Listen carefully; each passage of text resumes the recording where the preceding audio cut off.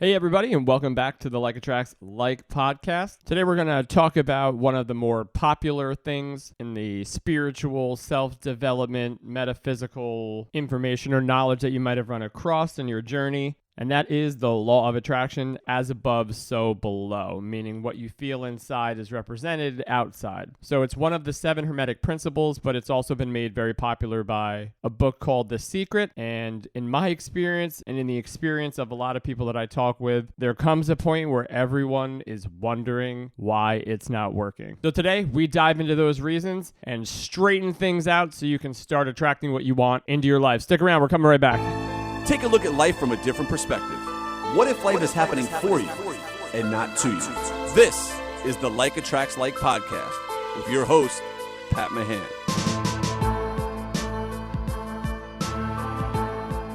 So we're definitely going to cover this extensively in this episode, but I also want to start off with the simple or main reasons that it would appear things aren't working for someone who is trying to practice attracting things into their life by saying things that they want and then not seeing the results of the things that they're saying that they want to see. The main reason, the main thing to remember is that it is not do, have, and then be. It's be, do, and then have. I'll get into that a little bit more. We live in the world initially where we feel like we have to do a lot of things so that we can have a lot of things and then we can be the thing that we want to become.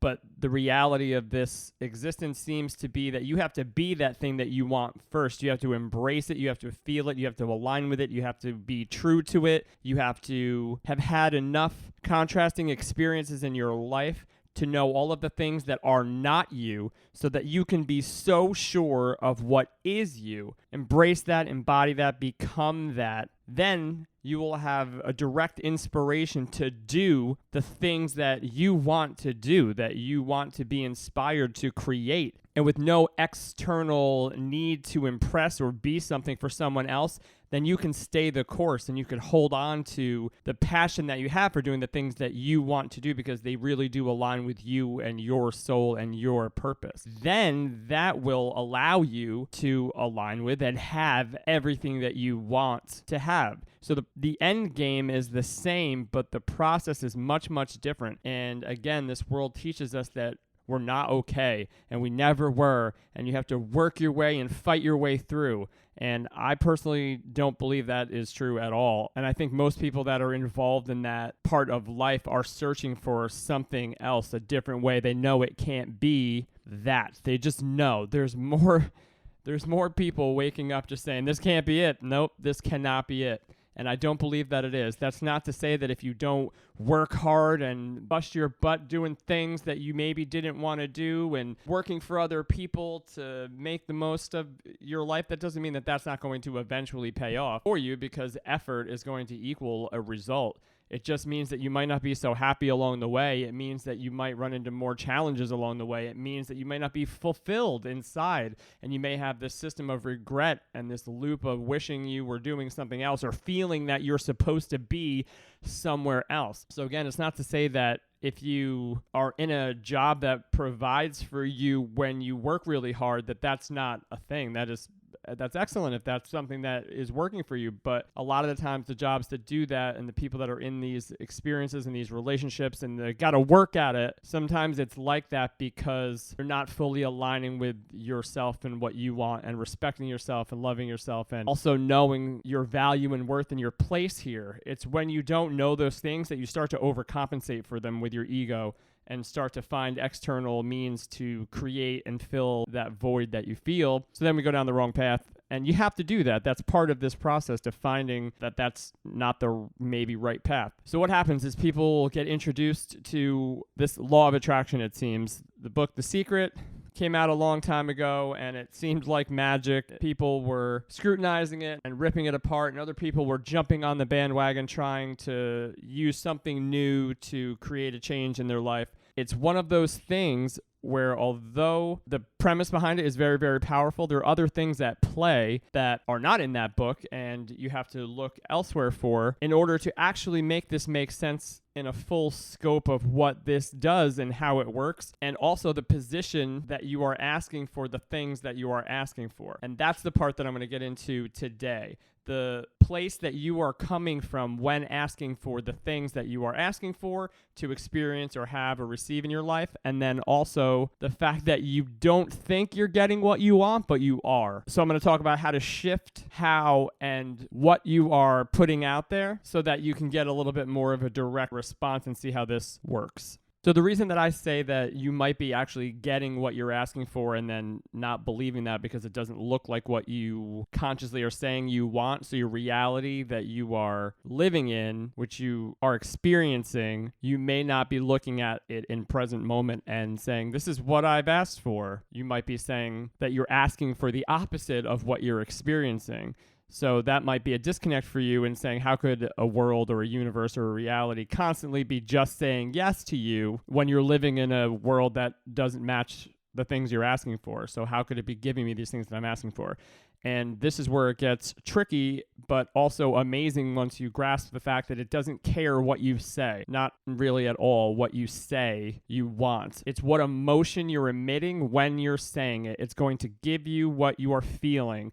Because if you want to get really, I don't want to use the word scientific on this because I don't know that, but what I feel and the way that I believe this works is everything vibrates. That is another one of the Hermetic principles. Everything vibrates. Nothing is at rest. And with that, everything emits a frequency, a wave, some type of a vibrational resonance that everything puts off. And that is how everything kind of communicates with other things. You can hear me right now because my voice is traveling through sound waves into your ear, and then your brain is interpreting them, and then your consciousness is aware of them. And based on whatever you believe about what I'm saying, it's creating an emotion inside of you. That's how all of this works. So the emotion that you're putting out is what this world is reading. And if you're thinking right now, well, the emotion that I'm feeling is based on X, Y, and Z that you've experienced in your life. So when certain words or phrases or realities that you're seeing, situations that you're in, when those things come up, we assume sometimes that the emotion that's attached to them is fixed, that it just is part of the plan, it's part of the program, and it's attached to that thing that we remember or that situation we're viewing. But it's not. You can change your perception and then perspective on your beliefs about the thing you're seeing or hearing, and then also the emotion will change with that. That's the process of trying to figure out who and what we are and breaking away from the old mold of doing things for other people. So to view this in another way, too many times we think we are concentrating on what we want, but we're actually focusing on the lack of it. And in this universe that does only say yes, it'll bring you more lack, and it will confuse the hell out of anyone trying to practice this law of attraction or the law of correspondence. They're asking for what they want over and over, but asking in a statement of lack or in resistance to the thing you're saying that you want, the universe doesn't care or understand that you have put the word more or don't or no in front of the thing that you are asking for. So something that helped me understand what this was saying was the pink elephant example. If someone says to you, or if I say to you, close your eyes and imagine in your mind's eye a bright pink elephant. Just imagine a bright pink elephant. Let it sit there and see it.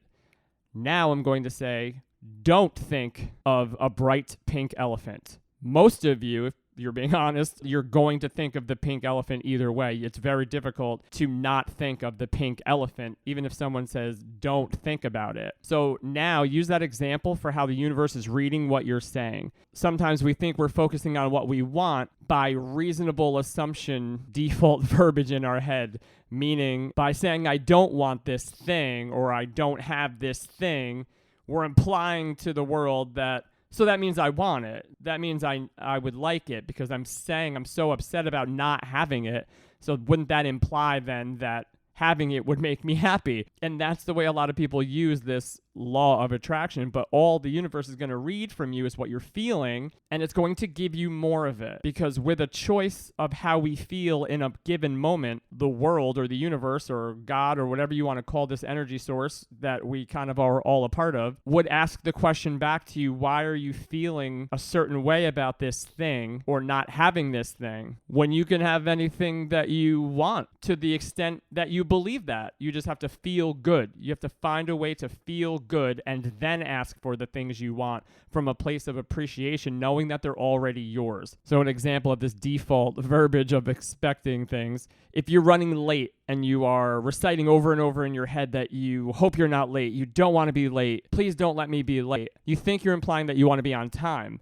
But all this universe is hearing and feeling from you is the vibration of late and the resistance to that. And that's what you're going to get. You're going to hit every red light, every crosswalk. Everything that could happen to make you late is going to happen because it's not a free and easy flowing feeling that you have. You're implying that you need to be somewhere else, of getting to where you should be on time, or you're not believing that it's all going to work out. Whatever the resistance is that we all feel when these things happen, this is what fights our progress of getting and being and doing the things that we want. This is what stops any kind of divine inspiration, if you will, from entering, because we're so clogged up. Our energy field is so clogged up with the resistance of lack of things that we don't want, implying the things that we do want. So now go through the majority of the things that you say, worry about, or want to create. Observe those things and say what you want and don't want. Take a moment after you say it to feel what the statement makes you feel. If you say you want to do something or create something or achieve something and it feels great for a moment, and then all of a sudden these narratives come in and these past stories and your references, these limiting beliefs, the BS memories of all the vague examples you have about why you can't do something or be a thing or have a thing. Feeling that you're feeling right now, doing that is the resistance we're talking about. It's the emotional GPS that we've been talking about on the show, and it's there at play all the time. It's how your highest version of you, or the thing that you want to be, lets you know you're not thinking in alignment with it. You have a different opinion than it does about what you're capable of. And when you try to talk yourself out of doing the things you're meant to do, it doesn't feel good. If you're with the wrong person and you don't feel good all of the time, it's trying to let you know that this is not the path for you. It's not trying to convince you that you're a piece of garbage and that this is where you belong. You have to get that out of your head. It's not to say that this process might not take some time to actually develop the belief system and the evidence that you need in your heart to feel this. It's not something you're going to see on the outside. You're going to feel it. There's a part of you listening that absolutely knows it's true. And something that really, really helped me was over this process and this time and some heavy things that I had to get over, if you will, and let go and really find a different perspective on in my own life. I came to the conclusion that there is not one thing that is more significant or worthy of that resistance than another, meaning that that negative voice in your head with all of its references to back up the chatter based on all of these experiences that you've had and these ideas and these beliefs that you carry with you, there is not one reason in this world that that negative voice has any clout or is right, unless your safety is involved. If it's something limiting you or telling you that you deserve less in your life because of whatever reason you're coming up with, you will feel the negative emotion about that thing to the extent of the belief you have about it, whatever that limiting voice is saying. So if you were on a playground when you were a kid and all of the kids are playing, you're new, you're shy, doesn't matter. You come from a good family, you come from a bad family, you're confident or you're insecure, it doesn't matter. You're in a playground and you approach a group of kids and they say that they don't want to play with you. They ignore you, they make fun of you. This happens over and over for the school year. By summertime, you will have a very strong belief and affirmation now embedded in your subconscious that you are not interesting or worthy or wanted, that you're rejected, abandon, and you will let that one frame of reference from this one experience when you were 10 help shape and mold every future moment and opportunity in some way or another, and it'll manifest itself in your relationships, in the abundance that you allow yourself to create, in how you take care of yourself, all of that. You'll take care of other people just fine, lots. You'll break your back to take care of other people, but in this lack model, you convince yourself so that you can create some value in your life that you are here to serve and here to help and put people before you. And although the sentiment is nice, the mechanism is not correct. It can't sustain itself. You'll die a slow, exhausting death where people use you and take from you and take advantage of you. You have to learn and know that although the incidents of your past, as real and significant as they may feel, aren't real. We can look back on the kid in the schoolyard, separate the incident, and see that it was a bunch of young, insecure, egoic kids doing what kids do all the time. From a state of higher consciousness, you can see that of course you're valuable. Of course, that one thing, if you remove that, because it's not valid, if you remove that scenario and then all the other scenarios that you could see have no frame of reference in today's world of dictating how valuable you are, you were always and are always and will always be perfect. Everyone is the same. We all have access to the same consciousness, the same awareness, the exact same. The trick is we can only experience it at the level that we believe that we are it. This is what creates the lack emotion that gives you all the things that are unwanted in your life. We're living out our lives subjectively through the eyes of this one awareness. And any limitation that you have or ever believed or been made to believe about yourself is a lie. It's a lie that is meant to ask you what you want to feel so that you'll go after that of which you want. Not so that you sit in the low emotion and negative vibration of unwanted things. That's not how I believe this was meant to work long term. It can't sustain itself. We wake up to knowing we've always had control over the way we perceive things. Anything and everything in our lives, no exceptions. We choose, and we choose love to love ourselves and every aspect of us. This world is a mirror, and then the people and places and situations we experience every day will match what we believe about ourselves in the world to a T. Change the way you look at things, and the things you look at change. Concentrate on what you want. Don't sit in the resistance of the unwanted experiences that you've had. That's not what they were there for. And there are no answers in there. Make a choice today. Try it just for today. Take a chance. Believe in yourself and what we're saying. You did come here to do big things. You are given experiences in this life that will cause you to ask yourself what you want to experience going forward. Some, most, or maybe even the majority of those experiences can be painful and negative to the egoic character that you've developed from all of these interactions on a schoolyard. They are all asking you to look towards what you want. They aren't there to convince you that the lies are true. Your highest version of you, your best self, the person you want to become, knows better and tries to guide you by making you feel like crap. Find some still moments if you can. Ask yourself what makes you feel like garbage, and without the narrative backstory of why you feel you have to deal with this emotion or limitations or the situation you're talking about before, and without that limiting lie of a backstory, ask yourself what would need to be healed in you, not out in the world, not what you need to fix in your world. What inside of you would make this a less negative experience or less painful, more allowing? Follow that rabbit hole until you hit the core reason that applies to that compartment of your life. And by compartment, I mean the category of that egoic perception, such as your relationship is a category, a component, money is a category and a component, your self-worth is a category and component, self-esteem, your capabilities, confidence, etc. Those are all different components and compartments of your life that you may have different vibrational beliefs about each one of those things. If you can be honest and do this process for even 10 days, your life will begin to change in the directions of the things that you want. You will allow yourself to feel good the more of those limiting BS beliefs you get rid of. When you see where they originate from, you can dead them and then move on from them, and they won't come back up. When they do come back, it is your opportunity to clear them by calling BS on them. Whether it's a thing or an achievement or a state of being, when you feel it, you will begin to see the evidence of it. And that is what I wish for each and every one of you guys. Thank you so much for listening. This one was a big one for me because it was something that got me on the path to all of these other paths. And then you find out that all of the paths ultimately lead to the same place, and there really is no right or wrong path. But there are components of each of these processes that, when combined, will have a dramatic impact on not only how you feel, how you view your past, the importance you give to the lessons that you learned while you were getting your butt kicked, and then inspiration and gratitude for what all of these things are going to mean for you in your present moment and creating your next best moments going forward. So with that, and as always, if you found anything valuable, head on back, listen to it again, timestamp it, send me an email, let me know if you have any questions, if there's anything you're struggling with, any limiting beliefs that you might have, any narratives that you want to overcome,